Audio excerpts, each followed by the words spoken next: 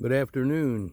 It is August the 3rd, and I wanted to provide an update, quick update, about what I've been doing to control these little devils, the spotted lanternfly. And I've come up with this solution, which I had to wait a little while to get one of these to show you. I have a couple of them here. But I'm hoping that you can see this. I'm going to squirt him now. I blasted him. He shot over to there. It looks like he was faster than the spray, but he wasn't. It's an illusion. And the spray is faster, I want you to know, than is the insect. Now that insect will die. I've killed a bunch of them, a lot of them. I had a lot of them. And now I've got to really take my time to look through my fig garden to find any more in order to give you another example. I see another one. Ah, ha, ha, ha. Let me get over there. But I've killed hundreds. There's another one. Can you see him? Now I'm going to squirt him. Now I'm going to show you a couple things. I'm going to show you what I mixed. There he goes. Ah, got him. Now, what I mixed was very simple. And I have a gardener friend. And I'll name him. His name is Anthony. And I'm very fond of Anthony. He's got the most profound knowledge of plants in general, from A to Z, than any other person that I've ever known in my lifetime. Period. And I have a great deal of admiration and respect for Anthony. He's my neighbor on this country road, a couple houses down, a few hundred yards, 4 or 5. And Anthony suggested that I mix 1 teaspoon of dish soap, ordinary dish soap. Now this is not Windex. However, I have been told on my channel by some of my subscribers that Windex works marvelously. I haven't tried it. All I did was I added 1 teaspoon of soap, dish soap, to 22 ounces of water. That's what I did. And I have eliminated nearly all of them. And the nice thing about it is that you can avoid spraying the figs or the plant in general. You can just kind of spray them on the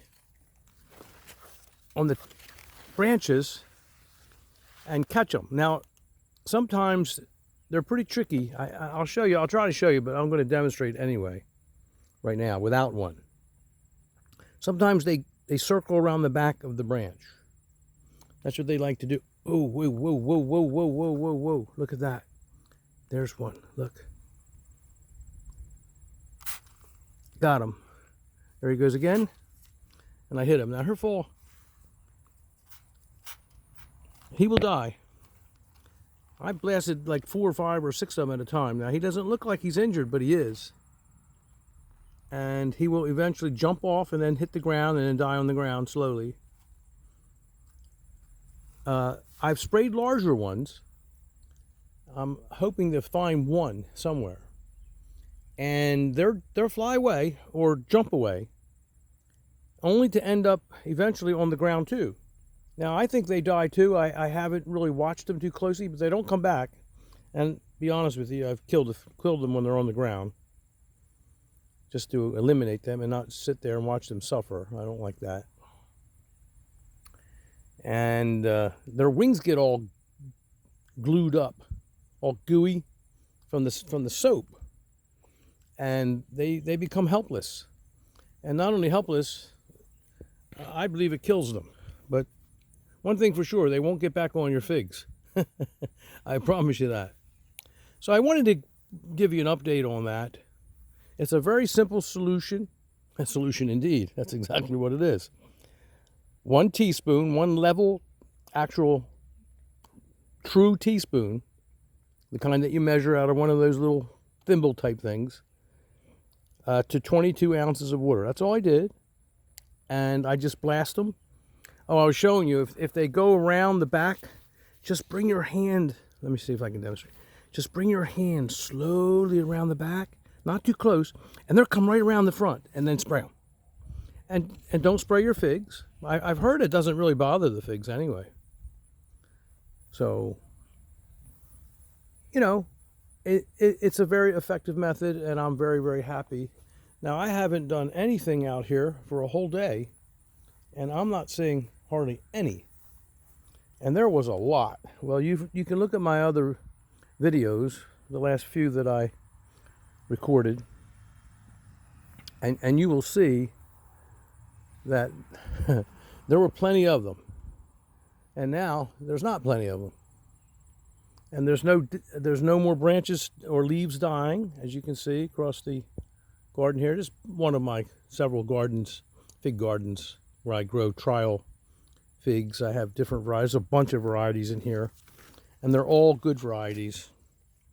Okay, like for instance, I don't know why I'm even going to talk about this, but I will for just a second. For instance, look at this little baby. This is a beautiful baby. Look at those beautiful figs. Look at that. I know that you'll appreciate these, as you will all of those. This one's Brooklyn White, which I'm rather fond of. And I just clumsily knocked off a couple figs off this variety, which is Red Lebanese, which is another Mount Etna type, which I don't, just my opinion, I don't really see that it's anything vastly superior to any other Mount Etna type or Hardy Chicago type. However, it did produce a couple Breba a few weeks ago, and one of them was rather large and very delicious. So I've had it several years. First it was in a pot. It was just a little baby, and now it's quite large. So I think this will be the tell year, and I'll keep you informed about it, as I would a lot of these varieties. I've got Vern's Brown Turkey in here. I've got a bunch of, I'm not going to go through all the names, but I've got a lot of fig varieties here. This is Holiar. Some say Holier, some say this, some say potato patata. Who cares? I have it, and I've talked about it before. It's not one of my favorite LSU figs. Not really, not in this climate, not in this particular zone, but I keep it. It's worthy of being kept, and sometimes the figs are very, very delightfully delicious if the weather conditions hold up. I've got a bunch of different varieties. The main subject here is the Spotted Lanternfly, and that I have been able to successfully, with this little spray bottle, and this spray bottle, I mean, look, I mean, it was filled up to here. I mean, it would last me forever, all summer long probably. So it's a very inexpensive, very effective way to control the spotted lanternfly, and without damaging your figs and causing any other further difficulties or complications or problems with your fig collection. So go ahead and do that. Now, I have some ripe, it's August the 3rd. Oh, I just saw something. Well, I see another ripe fig. Another tree is ripening its main crop figs. Aha! Here we go. Maybe another demonstration. I see one. Okay, this is great. Just these few bugs after just a couple of days of spraying them. There he is. I don't know if you can see him. He's under that leaf. Can I trick him into coming on the top? I don't know. Probably not. Maybe we give him another time. There he is. There he is. Problem is, I only have two hands. So, is there anybody out there that could maybe lend me a hand so I could spray this bug? Here we go. I think I can get him now. Oh, got him. There. Oh, here he popped. He jumped. Her die. Here, go to the ground and her die. I've seen it many times. I've killed quite a few of them. All right, well, I do want to show you the Smith fig. I have several that are nice and ripe. I've eaten a couple. I couldn't help it. And then I thought, you know what? Everybody should see how beautiful Smith is. I'm sure you know by now that it's one of my top figs, one of my favorites. And I like it a lot. And I recommend it for this zone, 7A and 7B. 7A and warmer. I'm having great success with it. I've planted it in 7B in the ground now, which I'm going to be doing a video on it, and it's growing nicely. I saw it not long ago, and it's doing real well.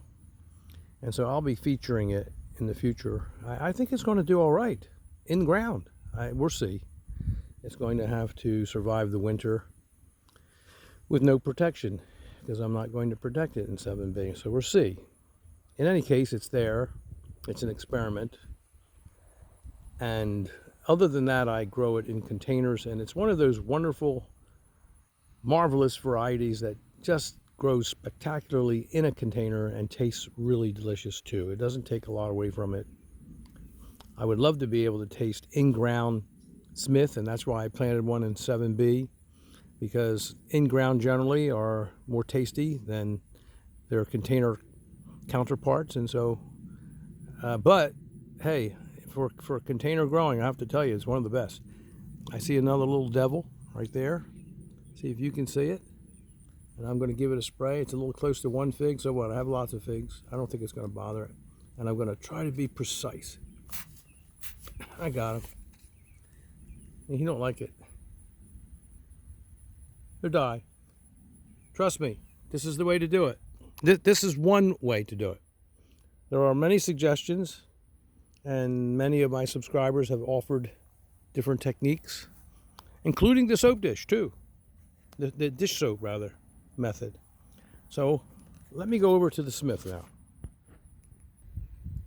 Okay, we're over at the Smith's, and hey, look at him. Wow, he's wicked looking. Look at that. Oh, I don't think I want to tangle with him. And I see some bugs up there that I'm going to spray in a second. In fact, let me put my knife away. I'm going to spray them right now.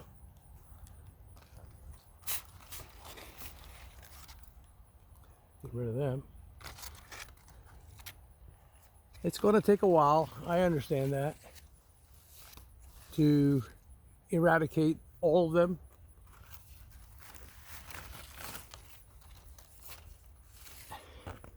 But I'm patient, and for the most part, they're gone. And I'm glad that I'm able to find a few to demonstrate for you what exactly to do here, and it works. I'm very, very, very pleased with the progress, and it's a world of difference compared to then and now. So let me get up here. I've got to climb this ladder here. Oop. Carefully. And I've been protecting these Smiths from the birds. Got quite a few getting ripe, and I've eaten a few, and they're very, very, very delicious, as Smiths characteristically are. And here you see some honey dripping out of that one. And I'm having a little hard time here because I've got the knife in one hand, and here's another. These are all main crop figs.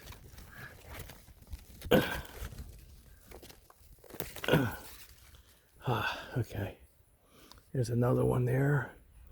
Really nice and ripe. Let me see if I can. Well, I'll try and just break it open. I'd rather cut it, but I just can't do all that with two hands. There's the Smith. It's a wonderful fig. I love Smith. They're so well adapted to the Northeast and to humid conditions. They're just perfect. Container grown. because I'm told they're very delicate as far as winter hardiness. I'll find that out for myself and let you know. Okay, here we go.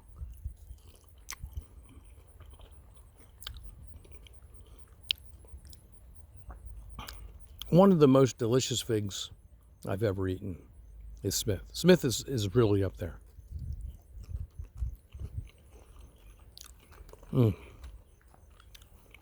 I wouldn't lead you astray. I would have no purpose in doing it. It's a winner, especially for the Northeast. It's a fig that you can count on. You can grow it in containers. I can't tell you anything about growing it in ground. I only envy the people that can. Look at that. See that buck back there? Can you see him? That's almost an adult. I'm going to get him when I'm finished this. Here's another beauty. Let me see if I can cut this. Just let me step off the ladder for just 1 second and put this down. Okay.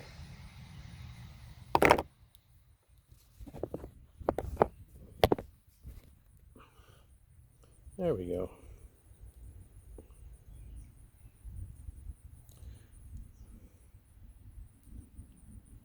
Perfectly ripened.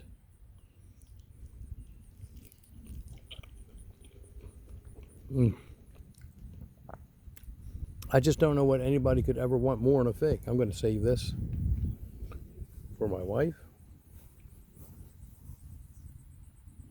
And there's some more up here that I'm going to get. Let me pick this one too.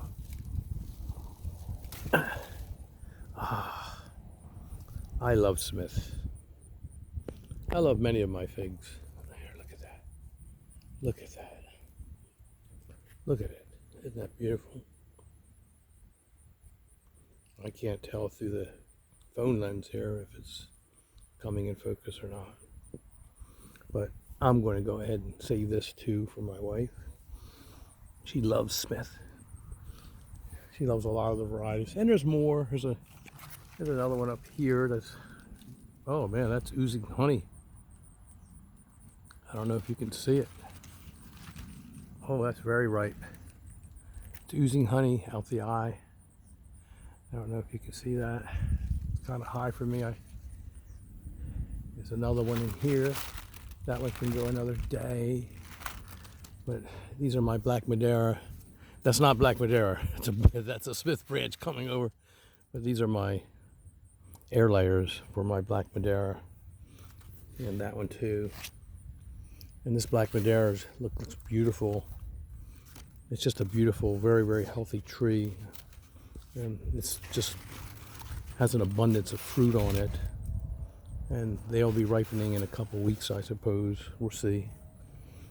I have other videos if you want to look at the videos.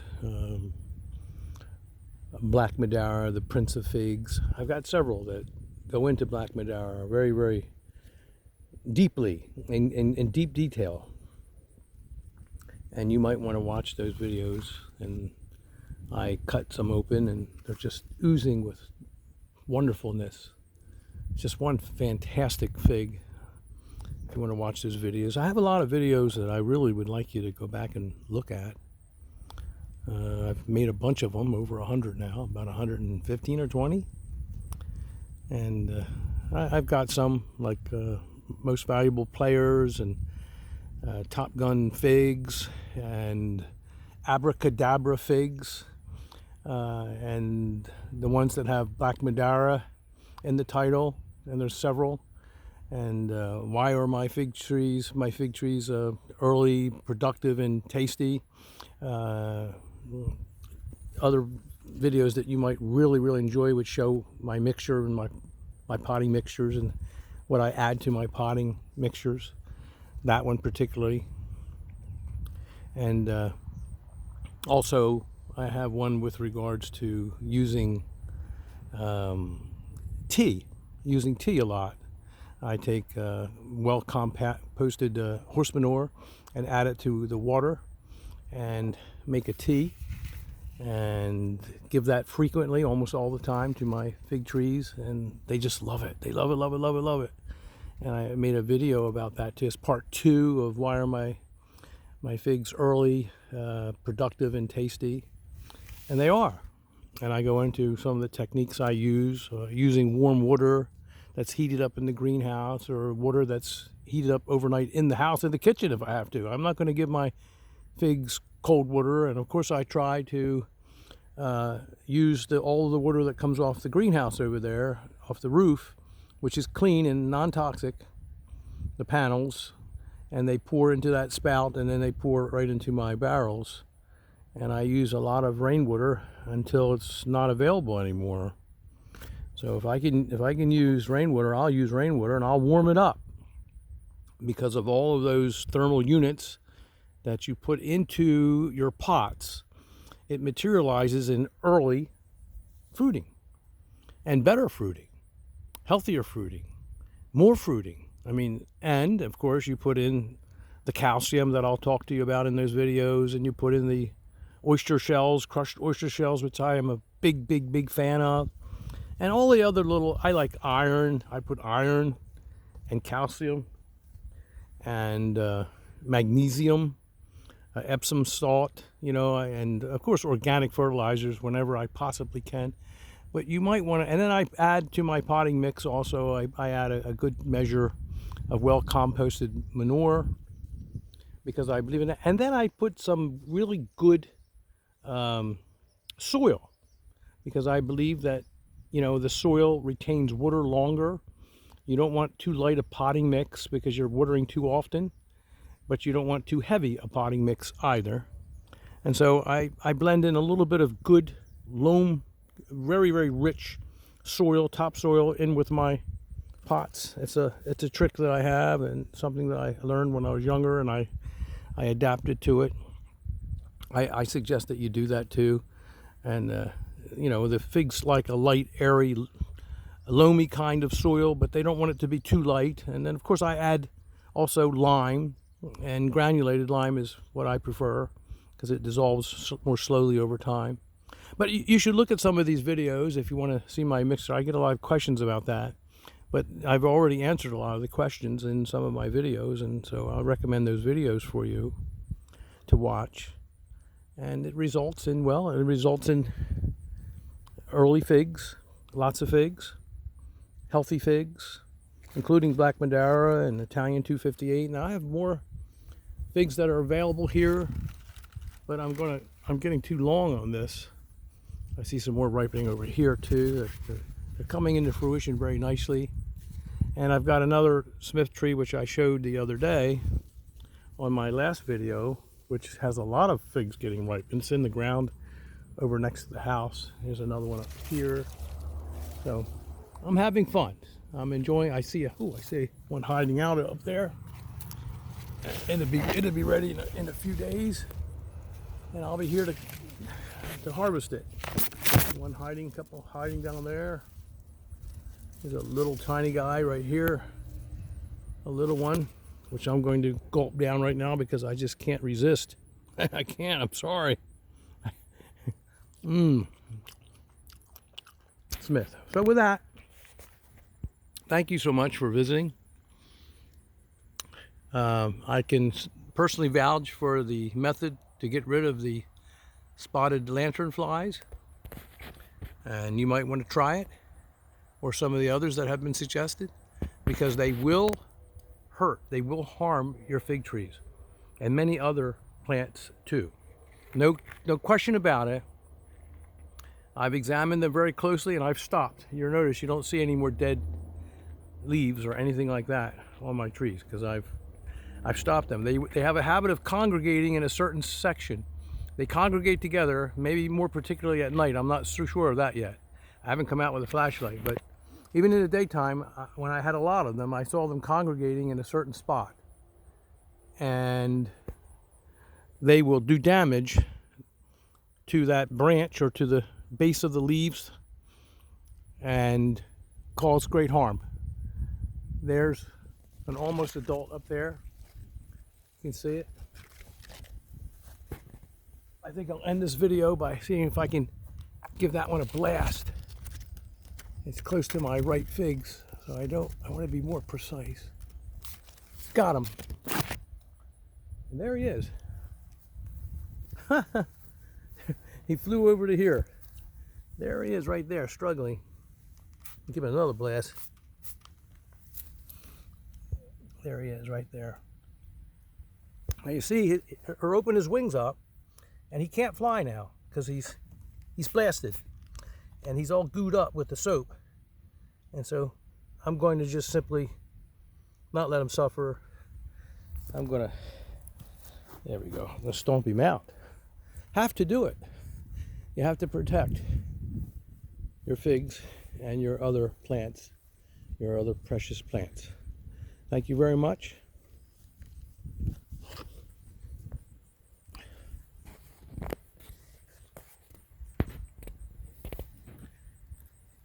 Good day.